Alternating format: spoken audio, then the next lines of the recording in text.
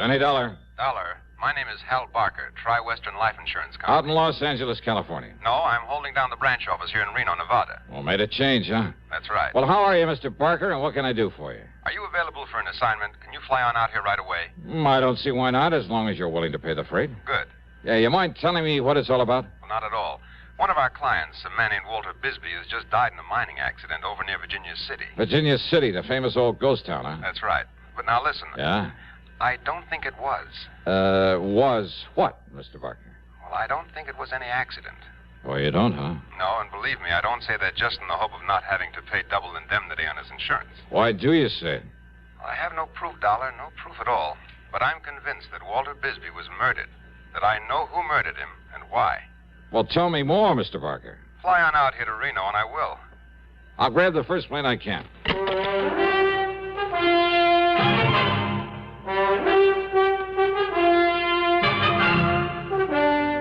CBS Radio brings you Bob Bailey in the exciting adventures of the man with the action-packed expense account, America's fabulous freelance insurance investigator. Yours truly, Johnny Dollar.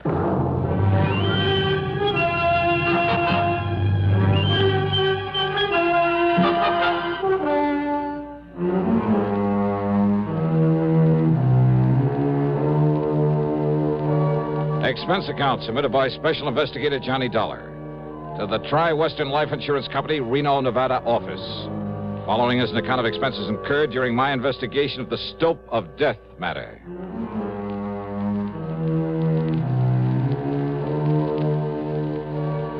Expense account, item 1, $176.25, a jet to Los Angeles. Item 2, $32.70 for the flight to Reno, Nevada. Hal Barker met me at the airport, and we headed south on 395, then southeast on 17 toward Virginia City. Virginia City, by far the largest and most famous of the old mining towns of the West, with its quaint, colorful streets and fascinating buildings left over from the days when the Comstock Lode was the richest silver strike the world had ever known. Where it didn't take much imagination to visualize the grizzled old characters with burrow and pick and shovel who roamed the desert hills in a stubborn search for gold-bearing quartz, who worked and fought and often died violently to keep others from getting their hands on the precious yellow metal, and who finally realized that the heavy blue mud they'd been discarding was the real bonanza, was loaded with rich silver ore. Yeah, you could almost see their ghosts walking the streets or stopping for a drink at the fabulous Crystal Bar or the lowly Bucket of Blood Saloon, depending on their luck. During the 23-mile ride over to this fascinating historical spot, Hal Barker filled me in. Yeah, thanks to modern methods, modern tools of the trade, so to speak, Walter Bisbee and his partner did fairly well, Dollar. Uh-huh. They'd explored these old abandoned mines around here, supposedly all worked out, and they'd locate new ore strata that would pay off. Like I say, with modern, efficient recovery methods that weren't even known about during the gold rush days. Yeah, like the big petroleum companies have found ways to get more oil out of wells the old-timers thought were pumped dry. That's it exactly. And Bisbee and Hargrave would locate these profitable veins and take a royalty from whoever worked them. And they'd go off and hunt for another spot. They made no fortune, but, well, they did pretty well. For a while, at least. Hey, you said Hargrave, Bisbee's partner, Hal? That's right, Bill Hargrave. Each of them claimed he couldn't do the job without the help of the other, so we wrote a partnership policy for them. How much? Upon the death of either one, the other was to receive $35,000. Double that for accidental death. And now Bisbee is dead. Want to tell me just how it happened, Hal? Well, the old mine where it happened is up here just off the 6-mile road, the old Caterwall number 2. Caterwall number... That's the name of a mine? Yeah, well, you should hear the name of some of them. Anyhow, old Bill left Walter at the mine a couple of days ago, exploring one of the stopes, while he drove into Carson City for supplies. Uh-huh. When Bill finally got back here to the Caterwall, he says he found the ceiling of the stope had collapsed. Hey, wait a minute. He says. Why do you put it that way, Hal? According to a state geologist I talked to early this morning, a man who knows the mine, has been inside of it many times, there was no reason in the world why it should have happened. Unless somebody helped it to. Oh? Well, that set me to thinking about the bad luck Bisbee and Hargrave have been having lately. And about how much it would benefit either one of them to have the other one die. Especially accidentally, on account of the double indemnity clause in that insurance policy. Oh, well, now, Hal, that's... And then, when the geologists found where somebody had planted a charge of nitro... Well, are they holding Bill Hargrave? Why? Why? Well, unless the police find Bisbee's body, there's no actual proof he's dead. Remember, Dollar, Hargrave was in Carson City when it happened. Plenty of witnesses to that. I see. But he's the only person. I'm sure of it, Johnny. He's the only person who could possibly benefit by Walter Bisbee's death. Oh, now, Hal, that doesn't make a case against him. Yeah, now they're up ahead. That's the old Catterwall number 2. Hey, what are they doing there? They're trying to get into the Stope and find Bisbee's body. Oh. Hey, there's a surprise on that hill on top of the mine. The man standing there by that block and tackle they've rigged up there? Hey, that's Bill Hargrave. Uh-huh. And he was perfectly willing for them to try to get in there and look for the body? Well, yes, he was.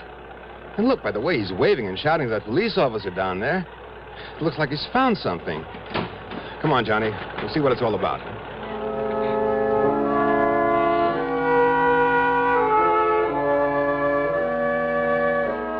On top of the small hill was a vertical ventilation shaft driven down into the mine.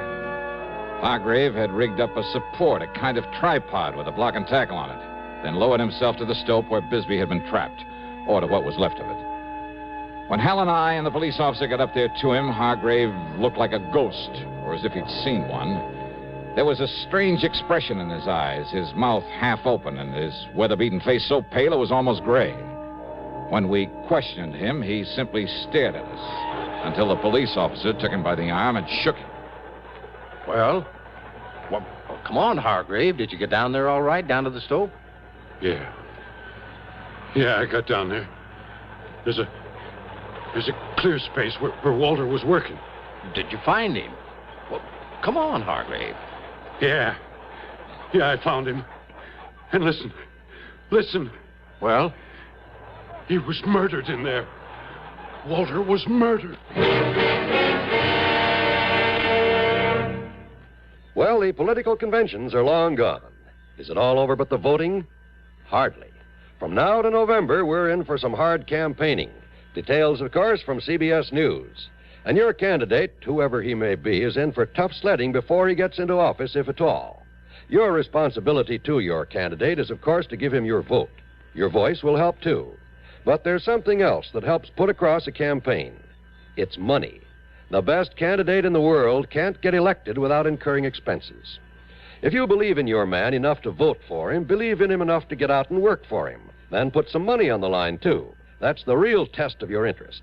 We haven't covered the subject of whom to vote for, whom to support, whom to help with a contribution.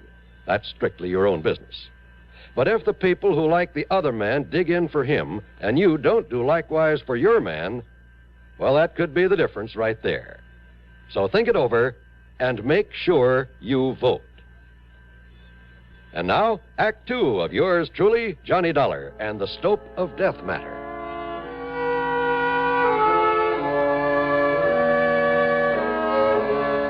When Walter Bisbee died in the gold mine cave-in, when a state geologist hinted that maybe a charge of nitro had caused the cave-in, both Hal Barker and the police figured it might have been done by Bill Hargrave to get rid of his partner, to collect the insurance on him. But as they started clearing away into the Stope to look for Bisbee's body, it was Hargrave who took the lead. He rigged a kind of makeshift hoist above an air shaft, lowered himself into the mine. And down below, in a small space cluttered with the rocks and shoring and other debris piled up from the collapse of the ceiling of the Stope, he'd found what was left of his partner. Beaten to death. Walter, my partner. Beaten to death down there. By somebody knowed we'd made another find down there. Easy, and Mr. then they Hargrave. blowed in the mine on top of him. They murdered him. Don't you understand? Somebody murdered Walter down there. Okay, Bill, okay. Now, just take it easy. Well, you're the law. Now you go and find out who killed him. Who killed my partner? We'll try, Bill. You try. Sure. Dollar, You always said you want to go down there with me and help me recover the body? Yes, sure. I'll have some of the men working on the slope come up here and give us a hand, lower us down this ventilating shaft. Okay. And Bill, you go on back to town. We'll bring the body in so you can give him a decent funeral. Funeral? That's right. No, officer. What? Why not, Hargrave? Because Walter'd want to be buried here in the mine. The same as I would if this had happened to me. But if you made a valuable find down there... What are you talking about, Dollar? You think all the dirty yellow dust in the world would ever make up for a man like Walter Wisby? He was my partner. He was my friend. 20 years together, like brothers we were. Always together. Always share and share alike. When I found something, it was his, too. When he found something, it was mine as much as his. Well, didn't you know that? Well, yes, and I understand the two of you did fairly well for a while. Yeah. As long as the two of us worked together, of course we did. We opened up the old Higby's Folly, didn't we? And the old Yellow Jaybird. Those were gold mines? And they still had plenty in them. We showed them where. We showed them where to get it out. When was that? Oh, back in 1950, 51. It was Walter and me found the veins they'd passed on by. They thought those mines were all worked out, but we showed them different. They still had gold in them. We showed them where it was, Walter and me. And the Jolly Tar and the Frenchman's Luck back in 53. Walter and me. And now he's gone. Now he's through. Without him, without my partner, now I'm through. And I never want to see a mine again. All I want is to get away from here, now and forever. So, officer, you go on down there. You'll find him laying there, Walter, in the mine. It's the way he wanted it. It's the way that it's happened. And if the law says it's all right, you can leave him there, God rest his soul. Well, now, of course, that's something that we'll have to... And with those machines you got there on the slope, you can fill up this shaft and bury him. The way he'd have done for me, if I'd gone first. Well, maybe we can do that, Bill. Officer, I'd be mighty beholden to you if you would. Now, you go on back to Virginia City, and if necessary, we'll talk to you later. Thank you, sir. Now, Dollar, let's get down inside the mine so I can verify the death and make out my report.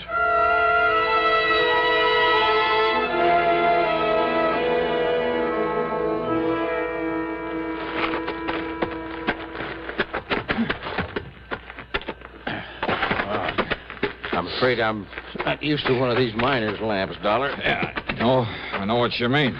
But I think we can see enough with them to just... Yeah, wait. Look. There he is. Yeah, I see. Good Lord. What a beating he took. Beating? Yeah, look at him. Look at his face. It's... Hey, officer. This man was knocked down, then kicked to death. Yeah, these marks on him, on his face. Hobnails. Yeah, you're right, Dollar. Whoever did this to him stood right here. You see? Yeah, I see. And you see the print of his right foot deep in the dust? Where he stood while he kicked and kicked with the other one? And he is Walter Bisbee. Yeah. Maybe we're going to have to leave him down here. What do you mean? Oh, 240, maybe 50 pounds. Up through that air shaft? Oh, yeah. Maybe you got something there. You and I, a couple of skinny guys, we barely made it. Only there was something around here could tell us who did this to him. That footprint. Hey, Dollar, there isn't a hard rock miner in this whole area doesn't wear shoes like that. Here, look, you see here? These other footprints, huh? Yeah, well, those are probably Hargrave's from when he came down here through the air shaft to look for Bisbee. Yep, that's right. Same kind of shoes, but newer. Uh-huh. You can tell by the nail marks. Yeah, but does it prove that Hargrave came down here only after his partner was killed? Oh, now, wait a minute, Dollar. You're forgetting that Bill was in Carson City when this happened. Yeah, when what happened? The murder or the caving in of the Stope?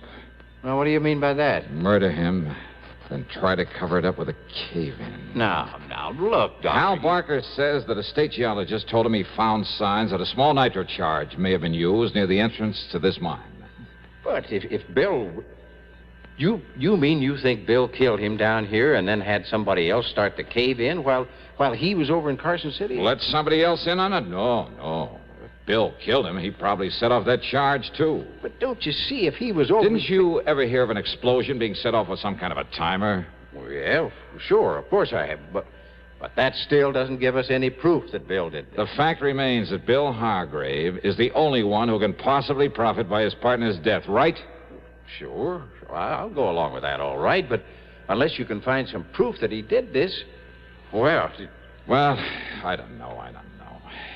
But while you're poking around in the dark down here, I'm going to pay a little visit to Bill Hargrave. Go ahead. But why? Well, I told you, officer. I don't know.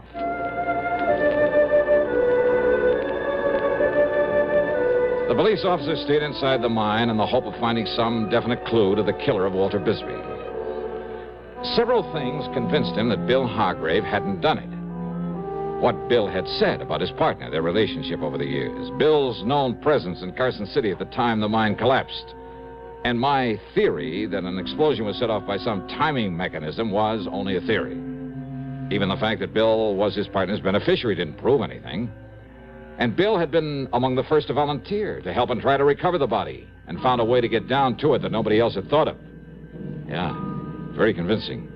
Almost too much so. At least enough to make me more suspicious than ever. Suspicious of Bill Hargrave. Just a little sort of shack on the edge of town, Johnny. Okay, then let's head for it, Hal. Well, of course, he may have gone over to Miss Crutch's boarding house to take care of Walter's things. Hey, you mean in spite of all their palsy-walsy over the years, they didn't share the same living quarters? Well, up to a few months ago, yes. So maybe they had a falling out, huh? In spite of Hargrave's pretty little speech. Well, Johnny, I must confess, I believe what he said.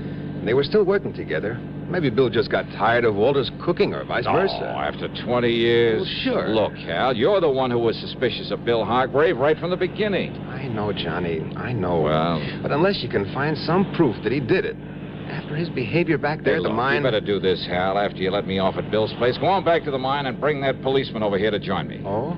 Well, now, Johnny. Just do as I say, will you, huh? Well, did you see something? Have you discovered something you haven't told me about? Or the officer? No, yes, maybe. I don't know. Hal, I honestly don't know. But there was something back there. Something you or the officer told me? I don't know. Something down there in the mine. Well, here we are. Here's the shack Bill lives in. Wait a minute. What, yeah? Maybe that's it, yeah. What, Johnny? Yeah. Hey, listen. Before he leaves that mine, tell the officer to take one more good long look at the footprint we found in the dust. Huh? Well, just exactly what is that? Tell him that, Hal. Then tell him to get on over here fast. Well, then you have thought of something to pin it on Hargrave. I told you, Hal. I don't know. Mr. Dollar. Yeah, come in, Hargrave. Sure. Yeah, what are you doing here? Oh, just looking around. You mind? Oh, of course not, only... You see, when a man's partner gets killed, I like to know all I possibly can about him. His habits, where he lives, how well he's been doing. Yeah, but this is my place. I know. Walter was living over at Miss Crutcher's boarding house. I was just over there taking care of his... Oh, you mean you want to know all about me? That's right. Well, now, Mr. Dollar... Sit down, Bill. And tell me just what kind of a timer you used to set off an explosion in that gold mine. What? Or do we have to tear that hill apart in the hopes of finding bits and pieces of it? What are you talking about, Mr. Dollar? Too bad the blast didn't fill up that stope completely, though, isn't it? What? Yeah, then the rocks would have pounded Walter's body enough to hide any sign of the way that he was kicked to death. Well, now, look, sir, So when you came back from Carson City and found the police were going to clear a way into that stope, you played it smart. Dollar, you don't You know played what along you're with talking them.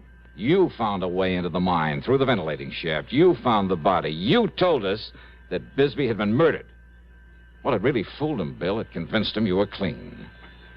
But you overlooked one thing. You don't know what you're saying. That footprint down there in the dust. Oh, you changed shoes after you killed him. And no doubt you got rid of those old ones where no one would ever find them.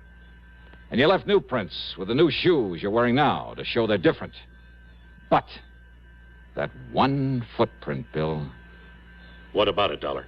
When you stood there and kicked him, stood on your right foot and kicked him with your left. So what? What about it? And then when I came here a few minutes ago and found that rifle there on the bed, found the shiny spot on the right-hand side of the stock. Yeah, look, there. See how shiny it is? Do you see it, Bill? Well, what about it? What about it? Only a left-handed man polishes the right side of a gun stock when he rests his cheek against it. All right, The Dollar. same as he stands on his right foot and uses the left one to kick his partner to death. Well? All right, so I killed him, but you won't live to tell anybody Oh, that. you're a fool, Hargrave. You're going to be a dead one. You think I would have left that gun on the bed with the shells in it? You mean... I mean this!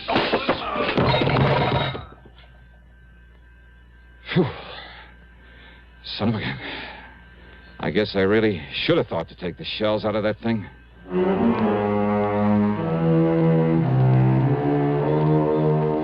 So maybe there were dozens of left-handed men around Virginia City, and who knows, maybe there were some right-handers who kicked with the left foot. But Bill just didn't happen to think of that when he confessed the killing.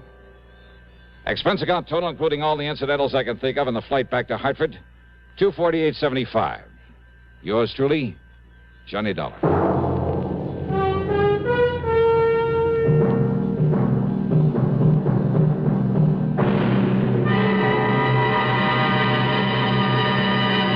Constipation is something people don't talk about much, but it can be a problem for anyone, even doctors. And when constipation occurs, it's interesting to see just what doctors consider important about a laxative they might use or recommend. Well, a majority of the doctors we heard from had this to say. A laxative should be effective, gentle, close to natural acting. A medicine that can be used with complete confidence. Now, X-Lax has been popular with many doctors and millions of people over the years because pleasant-tasting chocolated X-Lax is effective. Overnight, it helps you toward your normal regularity. X-Lax is so gentle, so close to natural acting, there's no upset. That's why many doctors and millions of people use X-Lax with complete confidence. X-Lax, the laxative that helps you toward your normal regularity gently, overnight. Now, here is our star to tell you about next week's story. Next week, a most unusual case where murder isn't murder at all. Where the whole thing is based on the confession of a dying man to something he did some years before. Oh, his confession is true. It's backed up by all the facts in the case. There can be no question of them or the confession itself. And yet the twist at the end of the story, well, all I can tell you is it'll take you completely by surprise. So join us, won't you? Yours truly, Johnny Dollar.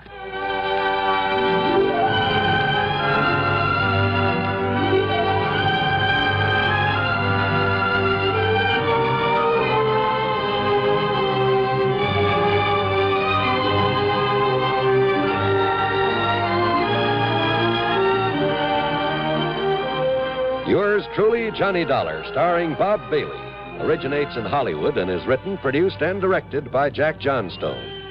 Heard in our cast were Herschel Bernardi, Russell Thorson, and Forrest Lewis. Be sure to join us next week, same time and station, for another exciting story of yours truly, Johnny Dollar.